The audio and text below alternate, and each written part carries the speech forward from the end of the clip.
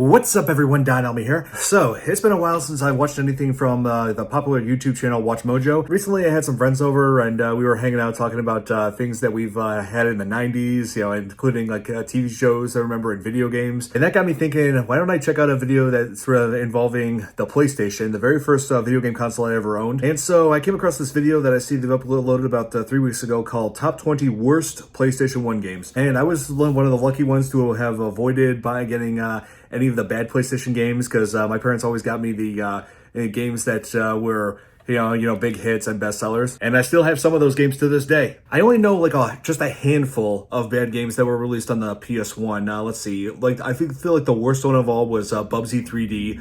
Unfortunately I never played that, thank God, but yeah, I've seen the footage and it looks absolutely terrible. And let's see, they also had a bad Resident Evil game on there, Resident Evil Survivor. Let's see, Simpsons Wrestling. I only played that once and, never again. So, without further ado, let's jump right into this. Masters of Character. What? Welcome to Watch Mojo, and today we're counting down our picks for the top 20 terrible, awful, abysmally dreadful games to ever grace the original Sony PlayStation. The hell is that? Something exciting with aliens. Is that all you think about? There was an Arthur game on the PS1? Number 20, Digimon World 2. Oh. I never knew about this one because I wasn't a Digimon fan. I was all Pokemon. I can understand why some Digimon fans might have gravitated towards this game when they were kids. It's a dungeon crawler with your favorite digital monsters. That's all a kid could want. Well, ideally, yes, but the problem with Digimon World 2 is just how slow the entire game plays. Every battle takes forever to load in and out of, with every single action taking so much time to execute before the next move comes in to eat up more time. It's enough to scare off anyone who isn't familiar with turn-based RPGs, and it might have pushed some to flee back to the first Digimon world, which that too was not as exciting as it should have been.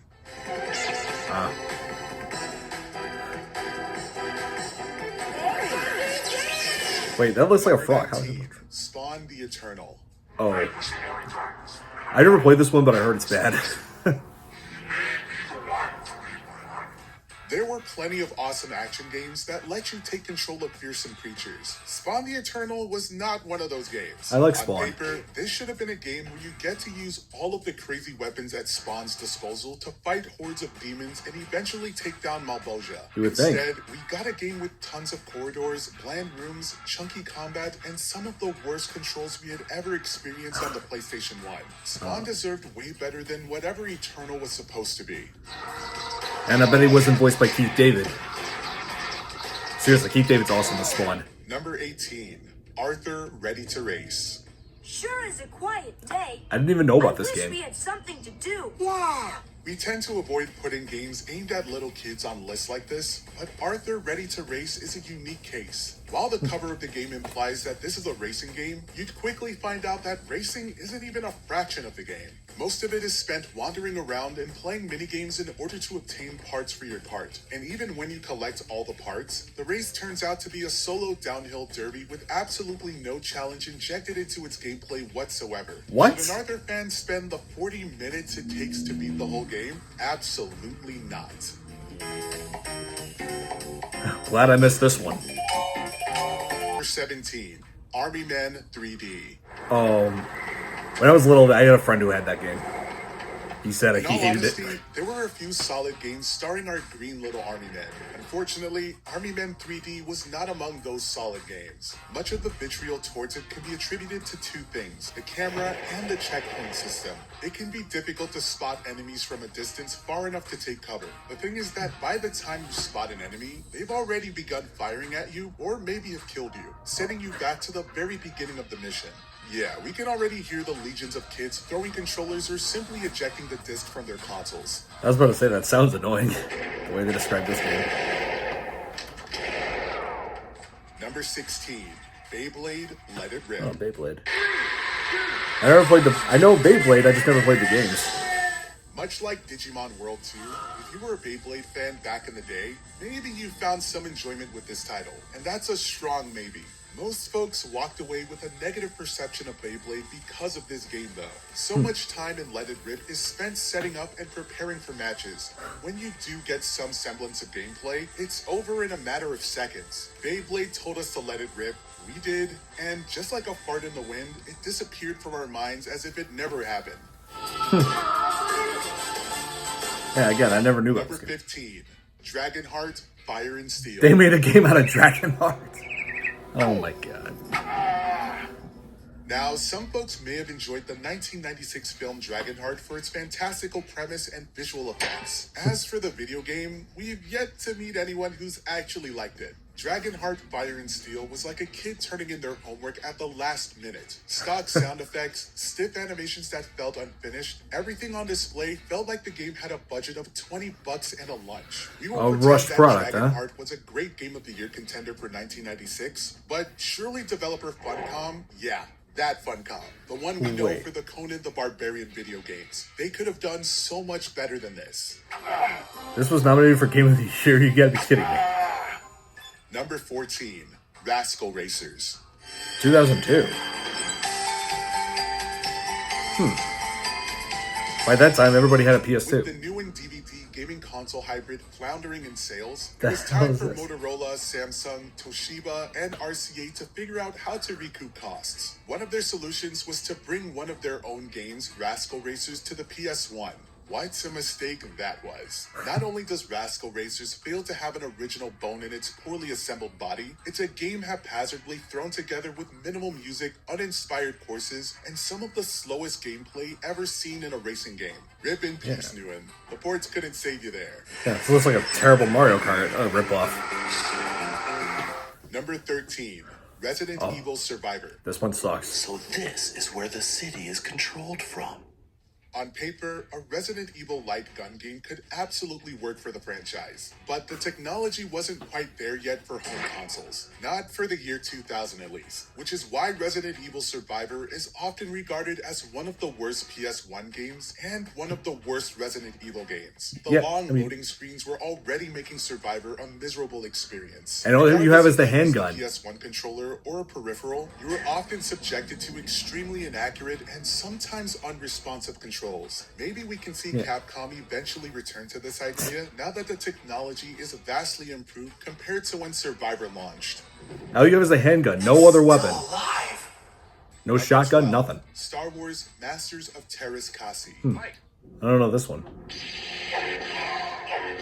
At least you get to fight Vader. Masters of Terras Kasi might be the most confusing Star Wars product in the franchise's gaming career. Just a few fights might be enough for you to start asking some serious questions. How can Boba Fett and Chewbacca take multiple hits from a lightsaber while everyone else is immediately dead? Who is Jodo Kast? That doesn't make sense. And what the actual Phantom Menace is a Terras Kasi?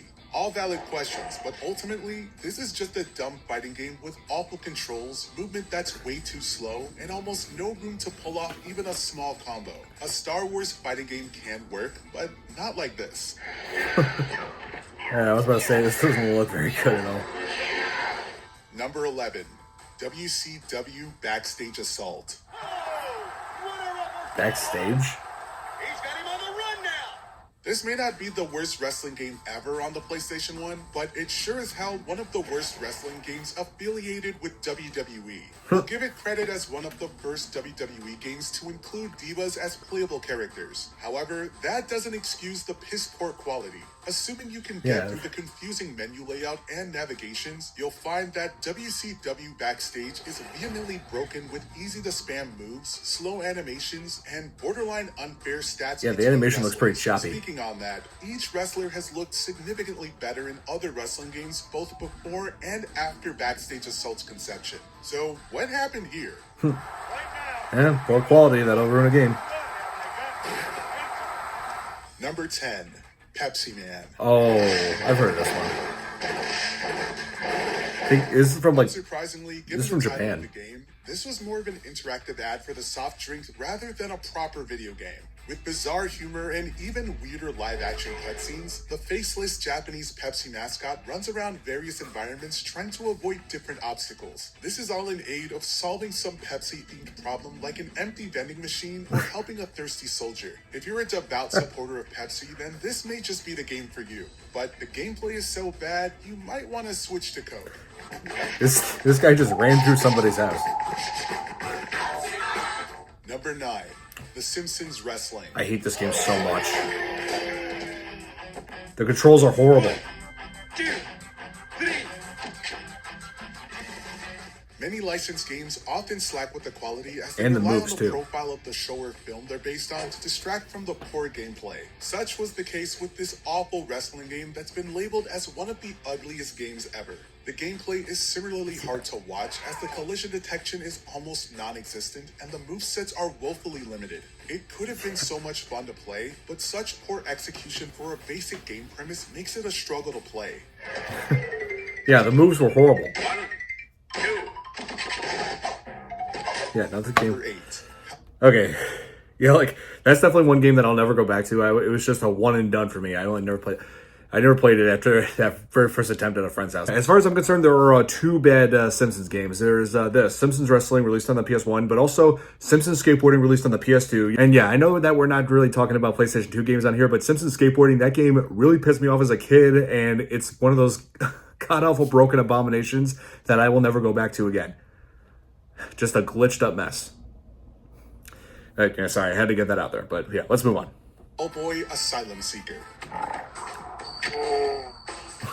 Wait, 2003? A PC version They're of still this game making was them in released to 2003? critical disdain in the year 2000, so when the same action game was ported to the PS1 4 years later, there was an understandably negative reaction. The graphics were incredibly outdated for its era, and the whole game was simply a misguided attempt to write off the fact of the release of the first Hellboy film released the same year. The controls were almost unfathomable, and too few people were familiar with the character at the time to ever give it a chance of success. That's a lot of blood. Too much blood. Number 7, Rascal. I never heard of this one. The thought process for the publishers at the time for this game must have been, how about we copy every other 3D platformer from this era, but this time, make it look bad.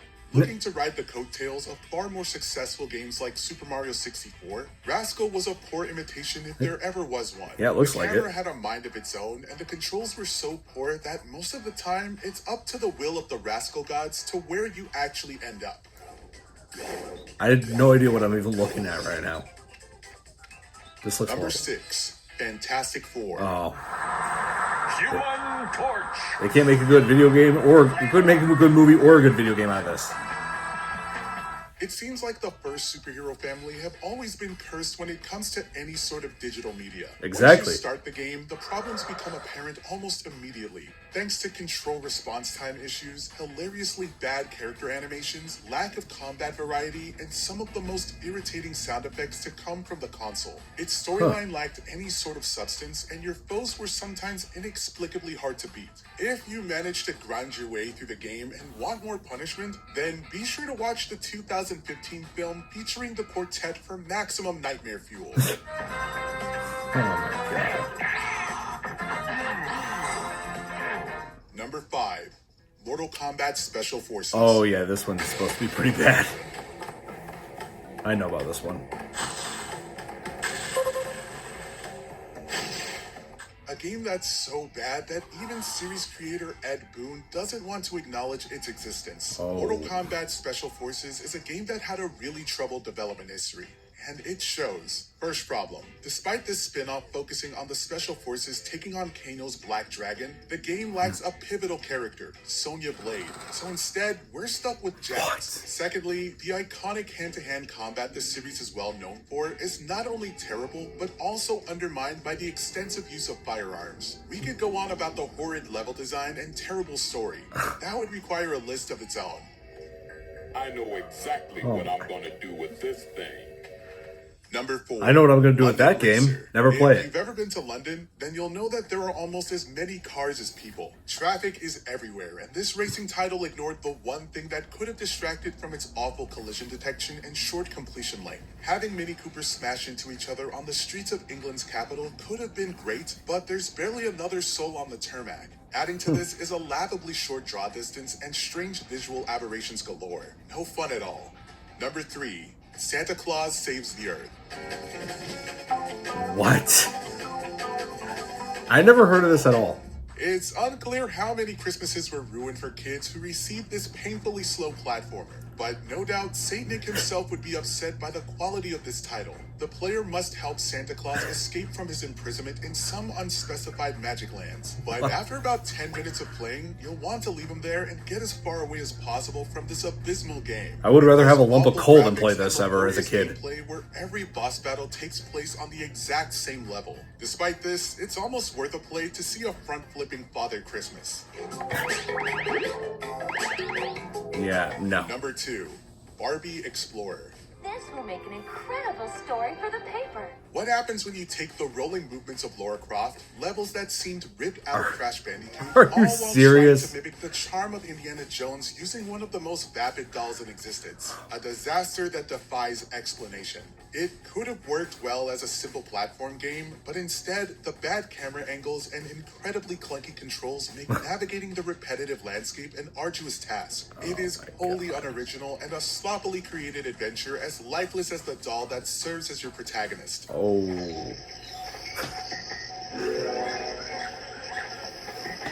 Yeah. Before we No, continue, I don't see the be sure appeal to on that. subscribe to our channel and ring the bell to get notified. So what's number of our 1? Is it latest Bubsy? videos. You have the option to be notified for occasional videos or all of them. Let's see if it. you're on your phone, make sure to go into your settings and switch on notifications. Number 1, Bubsy. Oh my god, it is! Now you're gonna see what I'm talking about. This 3D platformer truly is an attack on almost all of your senses. Every level is as ugly and fluorescent as the one before, the controls are completely random, and every sound grinds on you like nails down on a chalkboard. Worst of all is Bubsy's horrible personality. He's whiny and arrogant, so it's no surprise that the random assortment of enemies are trying to kill him. Every attempt at humor fails embarrassingly flat, meaning it has almost no redeeming features whatsoever. It's definitely well worth its infamy as one of the worst games ever. What is that music? This level design is horrible. What's the worst PlayStation 1 game you've played? Oh my god. Now you're going to understand why I'll never play Bubsy 3D. I mean, the level design, if you can even call it that, just looks unfinished. And Bubsy's just obnoxious. And as you heard, those sound effects and that music were both just ear-shattering, for just irritating. Oh, man. And apparently they actually made a new game after like a long hiatus that apparently was better than that. But still, I still don't know if I'll ever get that a chance. Oh, man. So, hope you guys enjoyed my reaction to the top 20 worst PlayStation 1 games of all time. Hit the like button if you did, share with your friends, subscribe to my channel for more content, and if you have any suggestions for what I should check out in the future, just let me know in the comments below. See you in the next video. Bye!